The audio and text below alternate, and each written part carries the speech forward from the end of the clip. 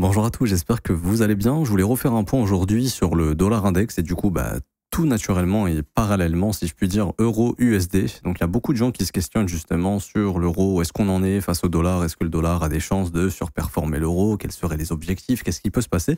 Je vais essayer de répondre à toutes ces questions parce que je vois qu'il y en a beaucoup qui se les posent et je trouve que c'est un sujet de vidéo qui est très intéressant, le dollar américain. Alors juste avant, je vous invite à mettre un petit pouce bleu, vous abonner si ce n'est pas déjà fait. J'analyse le marché quotidiennement depuis 2019, donc si tu n'es pas encore abonné, je t'invite à le faire.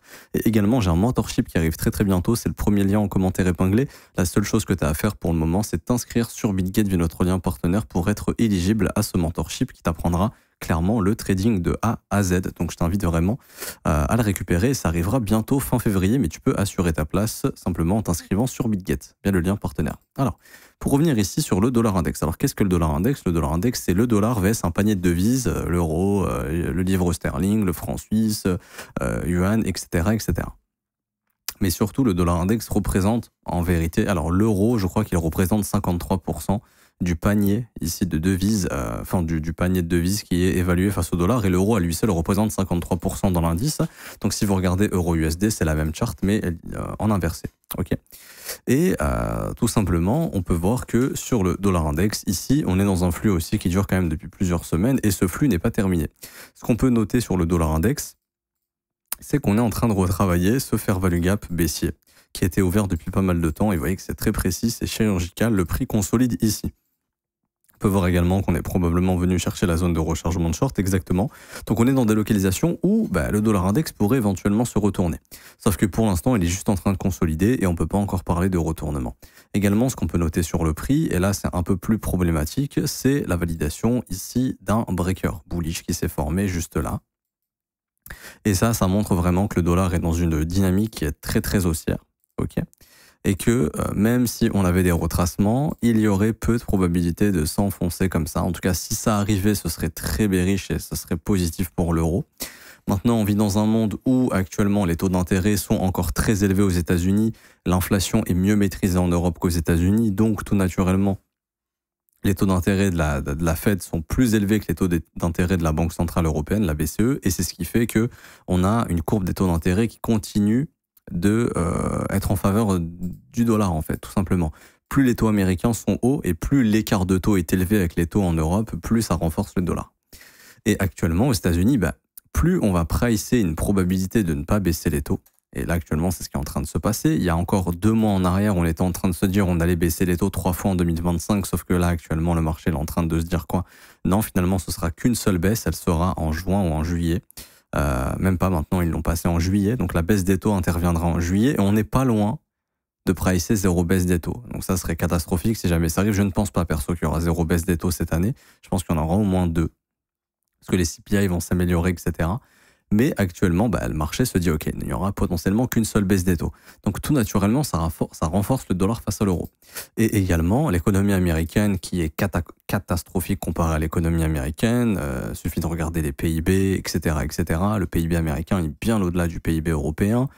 Et les États-Unis qui sont en train, depuis la crise Covid, de vraiment confirmer leur place de première puissance. Ils sont en train de prendre un élan d'avance devant tout le monde. Ça nous a énormément parlé des BRICS, et ça j'en parlais il y a plusieurs mois, où je disais justement que c'était du FUD, parce que les BRICS, ça fait 40 ans, on en entend parler, même si ce n'est plus. Ça a jamais vu le jour, ça verra peut-être jamais le jour, parce que les mecs n'arrivent pas à se mettre d'accord. Également, même si ça arrive, ça changera probablement rien à la puissance du dollar. Parce que tout simplement, tous les autres pays sont main dans la main avec les États-Unis et qu'il y a beaucoup de pays aussi qui auront peur d'utiliser cette monnaie des BRICS, surtout là en tout cas pendant le mandat de Trump, où Trump, lui, il est en mode « moi j'en ai rien à foutre, t'es contre moi, t'es mon ennemi et je vais pas te faire de cadeau ». Donc il y a beaucoup de pays qui, si jamais cette monnaie voit le jour, vont éviter de l'utiliser. Et même s'ils l'utilisent, il faut bien comprendre que le dollar américain fait 90 ou 95% des transactions dans le monde et que ça n'a pas bougé depuis des décennies et des décennies. Que le dollar restera probablement la monnaie la plus utilisée dans le monde encore jusqu'à ce qu'elle disparaisse ou qu'elle soit remplacée, mais ce sera probablement pas celle des BRICS. Je vous expliquais justement que plus il y avait du FUD autour des BRICS et plus on disait le dollar est mort, le dollar va disparaître, c'est la fin du dollar machin, le prix il faisait quoi? Il faisait tranquillement une consolidation et à chaque fois sur le support ça cassait pas. En fait, quand le marché vous balance que des news de FUD Et même moi, j'avais des proches autour de moi qui me disaient le dollar va disparaître, machin. C'était carrément dans les médias, ça parlait de fin du dollar, etc. Je me disais, ok, on est très probablement sur un bottom. Et c'est ce que je vous expliquais dans les vidéos. Je vous disais justement, quand il y a du FUD, c'est-à-dire qu'il y a plein de bad news et que le sentiment est pas bon, mais que le prix descend plus, c'est qu'on est probablement sur un bottom. Et c'est exactement ce qu'on a fait ici. Une première fois, on est revenu faire une tentative, on a juste pris les stops et ensuite on est parti. Et là, bizarrement, on n'entend plus trop parler des BRICS, alors qu'ici, c'était le sujet numéro 1. Alors, je sais pas ce qu'ils vont nous ressortir. Peut-être qu'ils vont nous dire que le dollar est magnifique quand sera le moment de distribuer. Ouais, le dollar va remplacer l'euro va disparaître peut-être ici avant un retournement. Mais en tout cas, pour l'instant, c'est pas le cas. Et du coup, on voit aussi qu'on est en train de travailler ce fair value gap mensuel. Et dans l'idée, c'est de se dire tout simplement que en théorie, le dollar index, pour moi, ne devrait plus retourner sous ce breaker bullish en mensuel. C'est-à-dire que si on a un dip, je pense que ce dip éventuellement pourrait nous ramener autour des 105 à 104 points, mais que ce sera simplement un retracement dans une vague haussière pour aller chercher plus haut. Et je pense qu'on finira par s'affranchir de ce fair value gap baissier et que simplement le dollar index ira chercher un nouveau sommet, ira prendre le sommet de 2022. Et donc ça, pour l'euro, ça voudrait dire quoi? On va faire le parallèle juste après, mais on voit que depuis la crise de 2008, le dollar a formé son bottom et qu'on est dans un cycle haussier sur le dollar. Et la question était de se dire, ok, on a fini de retracer tout le mouvement de 2001 à 2008 et on va repartir dans quelque chose de baissier. Alors, c'est pas impossible. On voit que sur ce rallye de 2022, si vous regardez bien, le prix, il n'est pas venu nulle part. Il est venu chercher ce fair value gap qui était ouvert et ça nous a formé un retracement. Sauf que si le prix ici ne répond pas à ce fair value gap baissier, il ira faire un nouveau sommet et à ce moment-là, si on s'affranchit de ce fair value gap baissier, l'objectif sera carrément d'aller visiter le sommet des années 2001. Et on va voir ce que ça donnerait comme objectif. On a également des objectifs de continuation à B égale CD, c'est-à-dire que je prends ce mouvement, je le reporte et j'en fais une symétrie au plus bas. On a également un objectif AB égale CD. Donc d'un point de vue technique, il y a tout qui est en train de nous indiquer qu'au cours des prochaines années, et même si on est pendant un mandat de Trump, et je sais que Trump n'aime pas que le dollar soit trop fort, mais là il en a rien à foutre. Ce qu'il veut, c'est que le dollar soit fort ou pas, il en a rien à foutre, j'ai l'impression. Ce qui l'intéresse, c'est de faire des États-Unis, comme il l'a dit, le Golden Age, donc de revenir à l'âge d'or des États-Unis quand ils étaient vraiment super riches. Et même si le dollar est fort, en soi, ce serait pas forcément et nécessairement un gros problème. Et ici, du coup, on peut voir que si jamais on fait ces objectifs de continuation à B égale CD, on irait faire un nouvel ATH sur le dollar index. Enfin, c'est pas forcément l'ATH, mais on va dire depuis l'introduction de l'euro aussi. Et on va aller voir du coup sur la charte euro-USD, qu'est-ce que ça donnerait. Et ici, on peut voir que c'est exactement le même graphique, c'est-à-dire que au lieu du breaker bullish qu'on a sur le le dollar index, on a un breaker bearish cette fois-ci sur l'euro USD. Et ce qui ferait que même s'il y a un rebond, dans le meilleur des cas, vous voyez, on est dans le même fair value gap, c'est la charte inversée, un fair value gap haussier, donc là on consolide. Il y a un monde dans lequel on fait quelque chose comme ça, mais probablement ça se traduira par une continuation baissière parce que ces breakers ici sont très puissants et ça m'étonnerait qu'on repasse le breaker. Si franchement on repasse le breaker, tant mieux, j'ai envie de dire, l'euro remontera au-dessus des 1,12$, ce qui sera pas trop mal, même 1,13$, quelque chose comme ça, mais franchement au niveau de la politique monétaire de la Fed et de la BCE, ça m'étonnerait énormément et surtout d'un point de vue économique, je vois pas comment ça peut arriver quand on voit l'Europe dans la merde dans laquelle ils sont. Ou aux États-Unis, ça parle de baisser les impôts, etc. Là où en Europe, leur seule solution, c'est de continuer de monter les taxes, de gratter les taxes un petit peu par-ci, par-là. Et ça, j'en parlais déjà en 2022, pour ceux qui s'en souviennent, où j'expliquais justement que le fait que les taux d'intérêt allaient être élevés, créer de la dette, ça coûte cher. Et du coup, il va falloir que le peuple paye cette dette. Et comment tu fais payer ton peuple? Simplement en augmentant les taxes. Et c'est pour ça que les taxes ne font qu'augmenter en Europe et que beaucoup de gens sont en train de se casser de l'Europe, que beaucoup de sociétés délocalisent ailleurs. Et c'est ce qui fait que l'Europe perd justement des parts de marché vis-à-vis de ça. Par exemple, le marché digital en Europe est mort. À part en Irlande ou au Luxembourg, dans des juridictions où fiscalement ça peut être intéressant de former une boîte digitale, il y a d'autres pays qui sont beaucoup plus intéressants en dehors de l'Europe, parce que la pression fiscale est beaucoup moins forte. Bon, c'est vrai qu'il y a aussi Malte, etc. Mais tout ça, c'est des parts de marché qui sont en train d'être perdues en Europe. Et c'est ce qui fait que cet argent va circuler ailleurs. Et ça quitte l'Europe. Ça va aux États-Unis, par exemple au Delaware, ça va, je sais pas moi, dans des pays à fiscalité beaucoup plus basse. Ce qui fait que, tout naturellement, ça aussi, ça peut éventuellement affaiblir l'euro. Parce que quand il y a moins d'argent qui circule et que l'économie elle ralentit dans ta zone, en théorie, ta monnaie, elle s'en prend un coup aussi. Et ça, on le voit ici sur ce flux. Du coup, C'est ce qui fait que, également, au moment où on perdra ce fair value gap, alors je ne sais pas si on va le perdre, encore une fois, autant l'euro est en train de former un bottom ici, et j'ai envie de dire tant mieux. Mais si jamais ce n'est pas le cas, on aura tout simplement une direction du prix sous le plus bas de 2022. Et à ce moment-là, ça indiquera que l'euro USD reviendra sous les 0,95. Là, on voit qu'on est en train de défendre quasiment la parité. Ok, on est revenu à 1,01, quasiment 1,00, donc c'est-à-dire la parité avec le dollar. Se faire value gap, il saute, on est bon pour aller chercher les 0,95. En fait, c'est à ce moment-là où les choses vont commencer à se gâter et je pense que les médias vont commencer à mettre de l'huile sur le feu en nous disant que l'euro est bientôt mort. Et ça sera probablement à ce moment-là où on aura un repricing de l'euro. Alors, je pense pas que ça sera au 0,95 pour être honnête.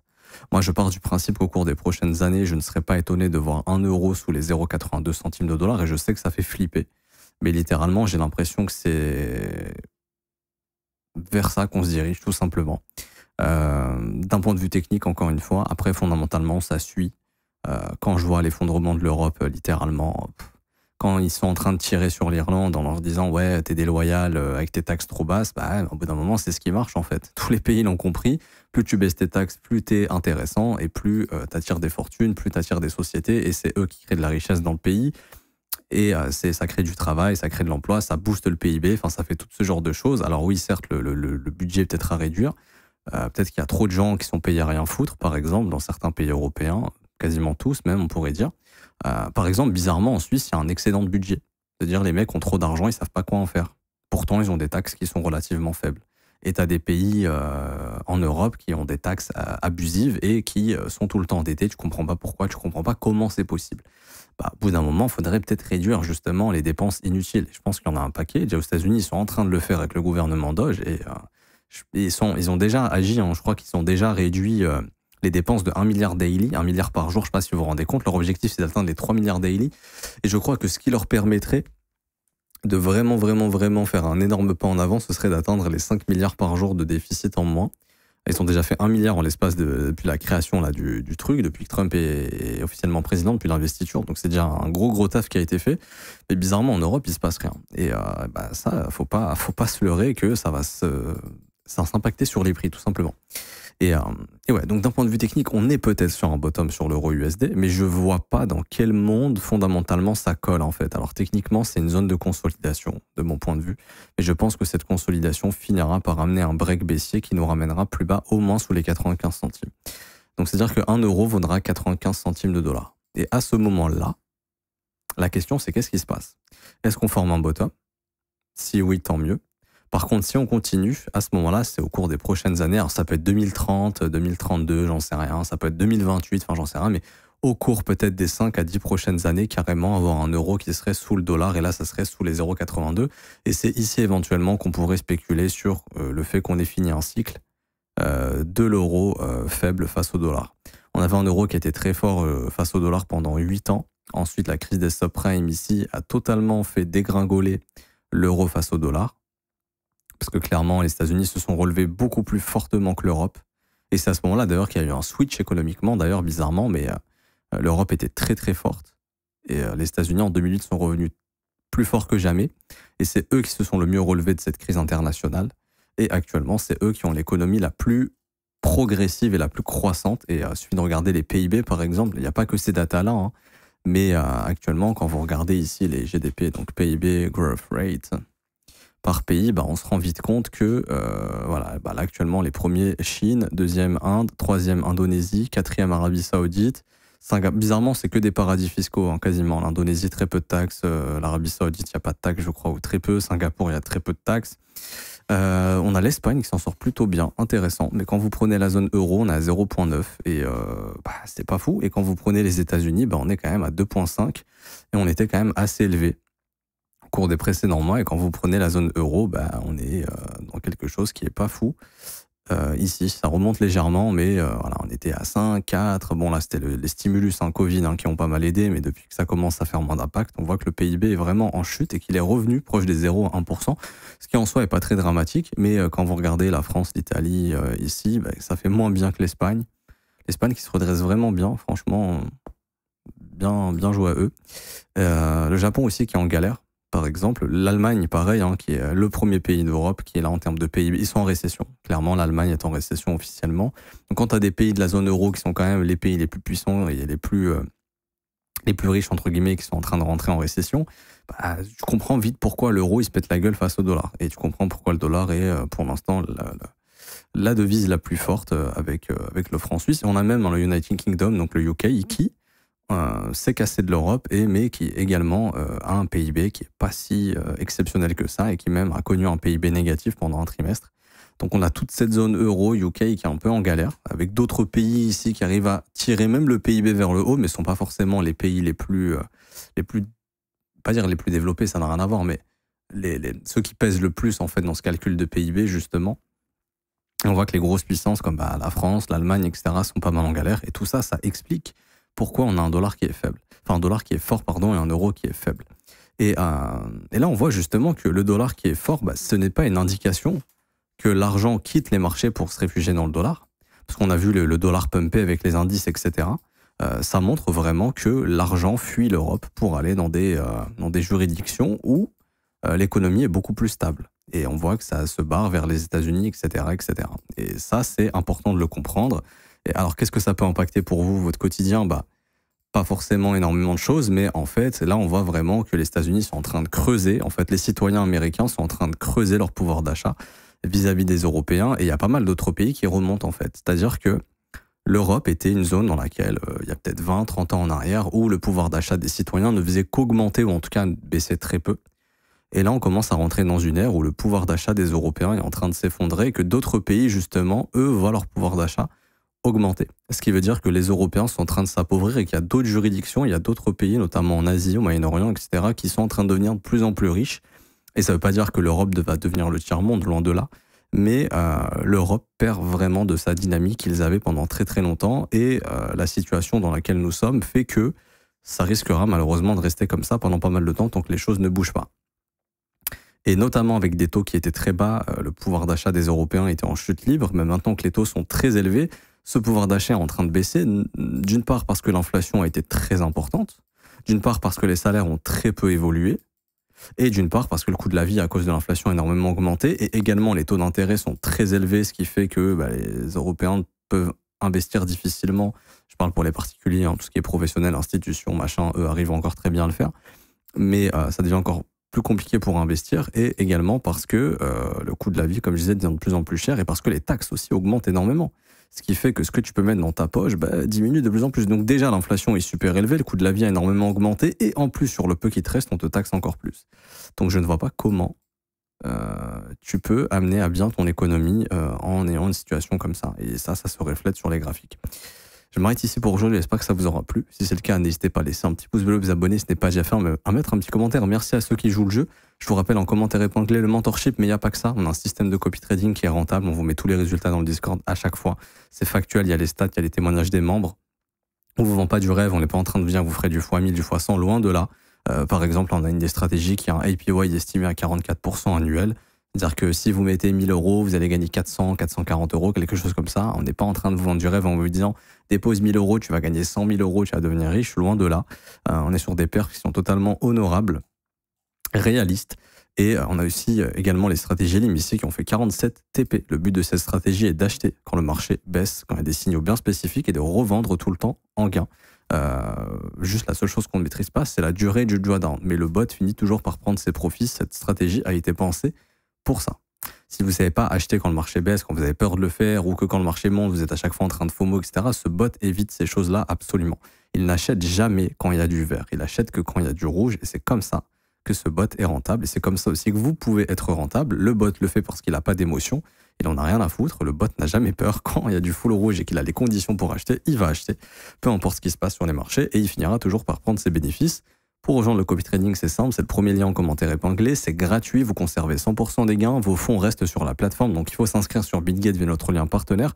Ça va vous permettre de vous authentifier au copy trading en remplissant ce formulaire juste ici. Rejoindre copy trading, vous mettez votre prénom, email, identifiant BitGet Ici, vous mettez l'identifiant, vous cliquez sur rejoindre. Et ensuite, ce que vous avez à faire, tout simplement, c'est cliquer sur configurer le copy trading. Il y a 4 vidéos à regarder. Vous lancez la première, vous regardez la deuxième, troisième, quatrième. C'est 4 tutoriels qui vont vous montrer comment configurer notre plateforme de copy trading pour votre compte BitGet. Et ensuite, ça tourne en automatisé. Il n'y a plus rien à faire. Vous conservez les gains. Également, vous avez aussi l'école. Si vous voulez vous former à mes côtés, ça commence à 49 € par mois. Enfin non, c'est 49 € par mois. C'est sans engagement. Vous avez aussi les offres 3, 6 et 12 mois qui, elles, sont moins chères, mais ce sont des paiements one-shot. Vous pouvez essayer un mois et arrêter par la suite si vous le souhaitez. Vous aurez accès à la formation de l'école qui est juste ici. 19 heures de cours vidéo, 8 modules. Les modules sont juste ici. On vous explique absolument tout. On vous forme de A à Z. Vous avez également la possibilité d'obtenir l'accès sur le Discord quand vous rejoindrez l'école pour poser toutes vos questions, avoir accès au brief privé que je fais avec les élèves et appartenir à la communauté privée tout simplement avec moi-même et mes collègues professeurs qui seront là pour vous aider. Vous avez même les témoignages des membres juste ici. Je m'arrête ici. Bonne journée à tous. On se retrouve bientôt. Ciao, ciao.